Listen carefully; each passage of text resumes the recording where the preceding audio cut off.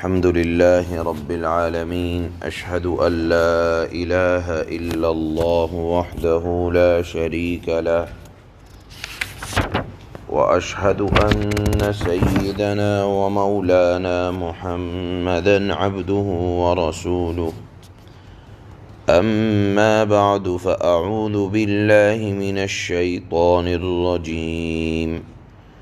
بسم الله الرحمن الرحيم يا أيها النبي إنا أحللنا لك أزواجك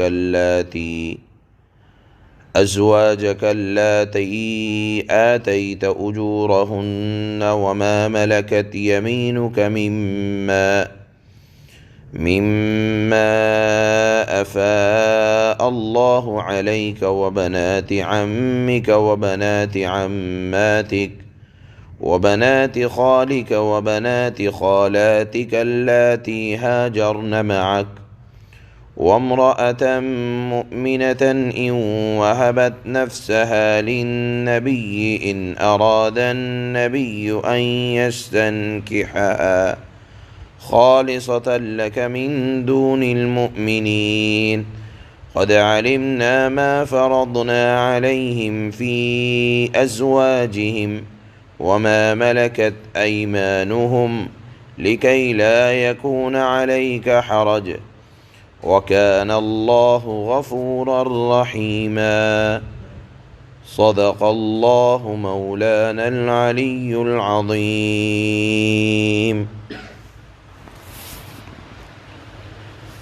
اس آیت کے اندر چونکہ رمضان سے پہلے جو مضمون چل رہا تھا وہ یہ تھا کہ آپ صلی اللہ علیہ وسلم نے حضرت زینب رضی اللہ تعالی عنہا سے نکاح فرمایا۔ آپ کے کل کتنے نکاح ہوئے؟ آپ کا پہلا نکاح 25 سال کی عمر میں حضرت خدیجۃ الکبریٰ رضی اللہ تعالی عنہا جو کہ اپنی عمر کے 40 سال گزار چکی تھی اور شادی شدہ تھیں، ان کے بچے بھی تھے، بچے ہو چکے تھے ان کے، ایسی بڑی عمر کی عورت سے اللہ کے نبی صلی اللہ علیہ وسلم نے پہلا نکاح فرمایا، اور وہ زمانہ بھی وہ تھا کہ آپ علیہ السلام غار حرا کے اندر جا کر کافی لمبے اوقات کے لیے اللہ کی عبادت کیا کرتے تھے، اور حضرت خدیجۃ الکبریٰ رضی اللہ تعالی عنہا آپ کے لیے توشہ باندھ کر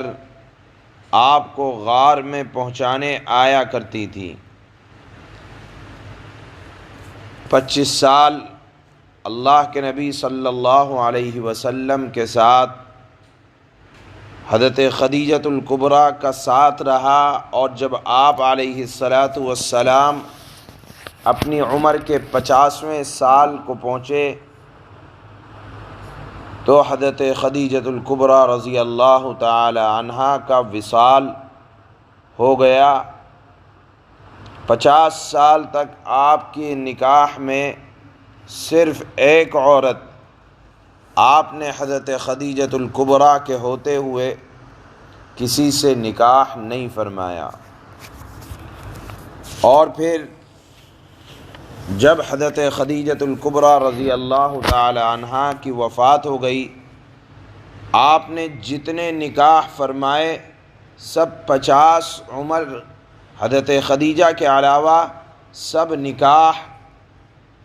50 سال کی عمر کے بعد ہوئے ہیں، اور حضرت عائشہ رضی اللہ تعالی عنہا کے علاوہ سب یا تو بیوہ تھیں یا مطلقہ تھیں یا ان کے شوہروں نے ان کو چھوڑ دیا تھا یا پھر جنگ میں قید ہو کر آئیں، آپ نے ان کو آزاد کر دیا۔ آپ کے اخلاق کو دیکھ کر وہ مسلمان ہو گئیں اور آپ نے ان سے نکاح فرمایا۔ تو یہ آج کی آیات میں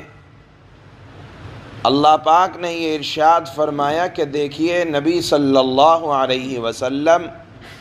یہ جو آپ کو اللہ نے اتنے نکاح کے حکم،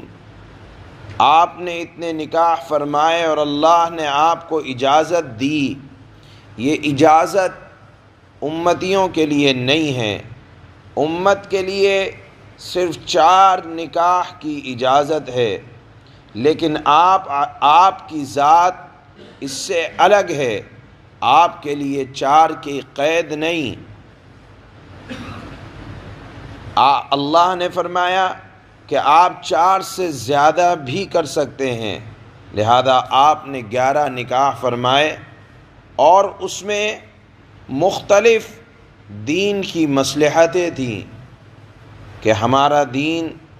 صرف مردوں ہی کے لیے نہیں بلکہ عورتوں کے لیے بھی آیا، اور عورتوں کے مسائل عورتوں ہی کے ذریعے سے امت کے اندر پہنچائے جا سکتے تھے، لہذا اس کام کے لیے نکاح فرمائے گئے۔ چنانچہ خود حضرت عائشہ رضی اللہ تعالی عنہا کے بارے میں آتا ہے کہ ان سے ذخیرہ احادیث میں 2210 روایات منقول ہیں، اور اللہ کے نبی کے بعد اگر مدینہ میں کوئی اہم مسئلہ پیش آتا تو لوگ حضرت عائشہ کے پاس آتے اور ان سے بڑے اہم مسائل میں حضرت عائشہ رضی اللہ تعالی عنہا فیصلہ فرمایا کرتی تھی۔ تو معلوم یہ ہوا کہ شریعت صرف مردوں کے لیے ہی خاص نہیں تھی بلکہ عورتوں کے لیے بھی احکام تھے، اور عورتیں بھی مختلف عمر کی ہوا کرتی تھیں، لہذا ان تمام باتوں کا خیال رکھتے ہوئے آپ نے متعدد نکاح فرمائے۔ تو یہ متعدد نکاح فرمانا یہ آپ کی خصوصیت اللہ نے فرمایا، اور دوسرا حکم یہ دیا کہ اے نبی صلی اللہ علیہ وسلم، آپ کو اگر عورتیں بغیر مہر کے اپنے آپ کو پیش کریں اور آپ ان سے نکاح کرنا چاہیں، اور کوئی یہ کہے کہ مجھے مہر کی ضرورت نہیں ہے، تو آپ کے لیے اجازت ہے کہ آپ بغیر مہر کے شادی کر سکتے ہیں۔ امتی کے لیے اجازت نہیں ہے کہ اگر کوئی عورت بغیر مہر کے شادی کرنا چاہے تو مہر تو لازم ہوگا۔ تیسری بات جو اس آیت میں ارشاد فرمائی گئی کہ چچا، پھوپھی، ماموں، خالہ کی بیٹیاں، اے نبی صلی اللہ علیہ وسلم، آپ اگر ان سے نکاح فرمانا چاہیں تو آپ کے لیے اجازت ہے، یا امتیوں کے لیے بھی اس سلسلے میں اجازت ہے کہ اگر چچا کی بیٹی ہو، پھوپھی کی بیٹی ہو، ماموں کی بیٹی ہو، خالہ کی بیٹی ہو، چونکہ پہلے یہ عام رواج تھا اور آج بھی ہے کہیں کہیں کہ خاندان میں شادی نہیں کریں گے۔ اللہ کے نبی صلی اللہ علیہ وسلم نے تو اپنی بیٹی خود اپنے چچا زاد بھائی حضرت علی رضی اللہ تعالی عنہ کو دی۔ اس سے معلوم یہ ہوا کہ اگر رشتہ خاندان میں کیا جائے تو بہت بہتر کہ آپ نے خاندان کو ترجیح دی۔ اسی طرح چوتھا حکم اس آیت میں یہ ہے کہ اگر کوئی آپ کو بغیر مہر کے دے تو اس کی بھی اجازت ہے۔ پانچواں حکم یہ ہے کہ یہ تمام احکام یا ان میں سے بعض احکام یہ آپ کے لیے خاص ہیں، عام مؤمنوں کے لیے اس میں حدود رکھ دی گئی ہے۔ عام مؤمنوں کے لیے مثال کے طور پر 4 سے زائد کی اجازت نہیں ہے۔ آخر میں اللہ نے فرمایا کہ اے نبی صلی اللہ علیہ وسلم، یہ جو احکام اللہ نے آپ کو دیے، یہ بعض اہم مصلحتوں کے وجہ سے دیے ہیں، تاکہ آپ کی جو ذمہ داری ہے آپ کو ادا کرنے میں کسی قسم کا تکلف اور پریشانی نہ پیش آئے۔ بہرحال آپ نے مردوں کو بھی دین پہنچایا، اور عورتوں کا دین امت میں عورتوں کے واسطے سے آیا ہے، لہذا کوئی بد زبان یہ نہ کہہ سکے کہ آپ علیہ الصلاۃ نے 11 نکاح کیوں فرمائے یا کیا مصلحتیں تھیں۔ اللہ جانتے ہیں ہر نکاح میں کوئی نہ کوئی مصلحت تھی، کہ اگر کوئی عورت جنگ میں قید ہو کر آ رہی ہے اور وہ اپنے خاندان کی بڑی ہے، آپ نے بڑے خاندان کی عورت ہے، آپ نے اس کو آزاد کر دیا، اس نے پیشکش کی، تو ظاہر سی بات ہے آپ علیہ السلام نے ان کے خاندان میں دین پہنچانے کے لیے کہ اگر خاندان کی کوئی بڑی عورت یا بڑے خاندان کی کوئی بڑی عورت اگر اسلام کو قبول کرے گی تو اس کی وجہ سے پورا کا پورا خاندان مسلمان ہو جائے گا اور دین وہاں پہنچے گا۔ تو دین کے تقاضوں کی وجہ سے آپ نے متعدد نکاح فرمائے۔ اور یہاں یہ بھی یاد رکھنا چاہیے کہ 50 سال تک آپ کے نکاح میں صرف حضرت خدیجہ ہیں، اور وہ بھی آپ سے عمر کی ڈبل ہیں، اور ان کا پہلے نکاح ہو چکا ہے۔ آپ نے جتنے نکاح فرمائے 50 سال کے بعد فرمائے، اور اس میں بھی جو عورتیں آئیں نکاح میں وہ یا تو بیوہ ہیں یا مطلقہ ہیں۔ صرف حضرت عائشہ رضی اللہ تعالی عنہا ایسی عورت تھیں جن کا پہلے نکاح نہیں ہوا تھا۔ یہ چند احکام اللہ نے اس آیت میں جو آج تلاوت ہو رہی ہے بیان فرمائے ہیں، اور فرمایا کہ اے نبی یہ حکم صرف آپ کے لیے خاص ہے، امتیوں کے لیے یہ حکم نہیں ہے۔ چنانچہ اللہ فرماتے ہیں یا ایہا النبی انا احللنا لک ازواجک اللاتی آتیت اجورہن وما ملکت یمینک مما افاء اللہ علیک وبنات عماتك وبنات خالك وبنات خالاتك اللاتي هاجرن معك۔ اے نبی، ہم نے آپ کے لیے آپ کی وہ بیویاں حلال کر دی ہیں جن کو تم نے ان کا مہر ادا کر دیا ہے، نیز اللہ نے غنیمت کا جو مال تمہیں عطا کیا ہے اس میں جسے جو کنیزیں تمہاری ملکیت میں آ چکی ہیں وہ بھی آپ کے لیے حلال ہیں، اور تمہاری چچا کی بیٹیاں، پھوپھی کی بیٹیاں، ماموں کی بیٹیاں اور خالاؤں کی بیٹیاں بھی جنہوں نے تمہارے ساتھ ہجرت کی ہے، اللہ نے اس کو بھی تمہارے لیے حلال کر دیا ہے۔ یہ حکم امتیوں کے لیے بھی ہے کہ وہ بھی رشتہ داروں میں شادی کر سکتے ہیں۔ آگے اللہ فرماتے ہیں وَامْرَأَةً مُؤْمِنَةً إِن وَهَبَتْ نَفْسَهَا لِلنَّبِيِّ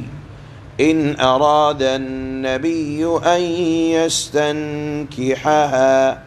نیز کوئی مسلمان عورت جس نے مہر کے بغیر نبی کو اپنے آپ سے نکاح کرنے کی پیشکش کی ہو، نبی کے لیے اجازت ہے کہ ان سے شادی کر سکتے ہیں بغیر مہر کے، لیکن امتی کے لیے اجازت نہیں ہے، بشرطے کہ نبی اس سے نکاح کرنا چاہیں۔ اللہ فرماتے ہیں خالصۃ لک من دون المؤمنین، اے نبی یہ سارے احکام خاص آپ کے لیے ہیں، امتیوں کے لیے نہیں ہیں۔ قد علمنا ما فرضنا عليهم في أزواجهم وما ملكت أيمانهم لِكَيْ لَا يَكُونَ عَلَيْكَ حَرَجٌ وَكَانَ اللَّهُ غَفُورًا رَحِيمًا۔ ہمیں وہ احکام خوب معلوم ہیں جو ہم نے ان کی بیویوں اور باندیوں کے بارے میں ان پر عائد کیے ہیں، اور اے لوگو ہم نے تمہیں ان سے، اور اے نبی صلی اللہ علیہ وسلم ہم نے آپ کو یہ احکام خاص طور پر آپ کے لیے دیے ہیں تاکہ آپ پر کوئی تنگی نہ رہے۔ مطلب یہ ہے کہ دین پہنچانے میں آپ کو کوئی تنگی نہ ہو، اس لیے متعدد نکاح کا اللہ نے آپ کو اجازت مرحمت فرمائی ہے۔ اللہ بہت بخشنے والا، بڑا مہربان ہے۔ سبحان اللہ، سبحان اللہ۔